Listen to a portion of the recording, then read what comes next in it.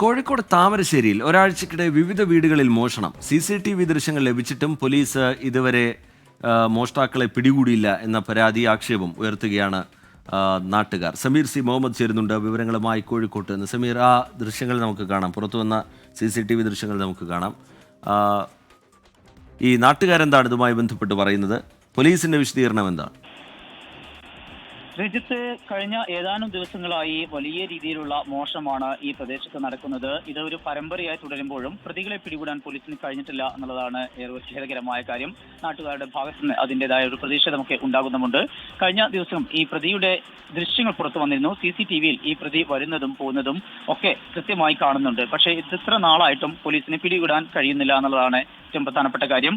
കഴിഞ്ഞ ദിവസമാണ് ഇവിടെ മഞ്ചട്ടിയിലെ ഒരു വീട്ടിൽ നിന്ന് 7.25 പവൻ സ്വർണവും അതുപോലെ തന്നെ പണവും അപഹരിച്ചത്. അത് കൂടാതെ തൊട്ട് ദിവസം മുമ്പായിരുന്നു ക്രിസ്മസ് തലേന്ന് 3.69 ലക്ഷം രൂപ വിലമതിക്കുന്ന 6 പവൻ സ്വർണവും മോഷണം പോയത്. ഇങ്ങനെ വിവിധ ഇടങ്ങളിൽ നിന്നായിക്കൊണ്ട്, സമീപ പ്രദേശത്തെ വിവിധ ഭാഗങ്ങളിൽ നിന്നായിക്കൊണ്ടാണ് വലിയ രീതിയിലുള്ള മോഷണം നടക്കുന്നത്. പക്ഷേ പോലീസിന്റെ ഡോഗ് സ്ക്വാഡും അതുപോലെ തന്നെ വിരലടയാള വിദഗ്ധരുമൊക്കെ എത്തുകയും പരിശോധന നടത്തുകയും ചെയ്യും. പക്ഷേ പ്രതിയിലേക്ക് എത്തുന്നില്ല.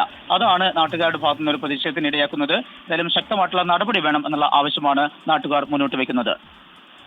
ശരി, സമീർ സി മുഹമ്മദ് വിവരങ്ങൾ നൽകുകയായിരുന്നു കോഴിക്കോട്ട് നിന്ന്. CCTV ദൃശ്യങ്ങളടക്കം, മോഷ്ടാവിൻ്റെ CCTV ദൃശ്യങ്ങളടക്കം പുറത്തു വന്നിട്ടും പോലീസിന് ഇവരെ പിടികൂടാൻ കഴിയുന്നില്ല. തുടർച്ചയായി മോഷണങ്ങൾ ഉണ്ടാവുന്നു എന്നുള്ളതാണ് നാട്ടുകാരുടെ പരാതി.